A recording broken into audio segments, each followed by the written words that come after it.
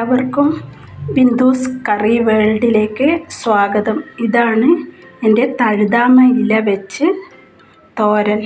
എല്ലാവർക്കും ഇഷ്ടമാണെങ്കിൽ ലൈക്ക് ചെയ്യുക. ഷെയറിലേക്ക് ഏവർക്കും സ്വാഗതം. ഞാനിന്ന് ഉണ്ടാക്കാൻ പോകുന്നത് തഴുതാമ തോരനാണ്. ഇതാ എൻ്റെ തഴുതാമയാണ്. ഇത് വെച്ചൊരു തോരൻ ഉണ്ടാക്കാൻ വേണ്ടി പോകും. ഇവിടെ ഒത്തിരി ഉണ്ട്. വയറ് സംബന്ധമായ എല്ലാ അസുഖങ്ങൾക്കും ഇത് ഒരു പരിധി വരെ നല്ലതാണ് തഴുതാമ.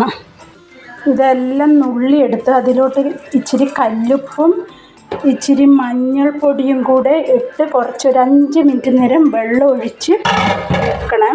5 മിനിറ്റ് കഴിഞ്ഞ് കഴുകി, അല്ലെ ഇതിൻ്റെ അകത്ത് വല്ല പ്രാണികളോ എന്തുണ്ടെങ്കിലും അത് പൊക്കോളും. തഴുതാമ കഴുകി വാരിയതാണ്. ഇത് ചെറുങ്ങനെ തുരുതുരായിരിക്കണം. അരിഞ്ഞ് നമുക്ക് കറി വെക്കാവേ. എണ്ണ ഒഴിക്കുക.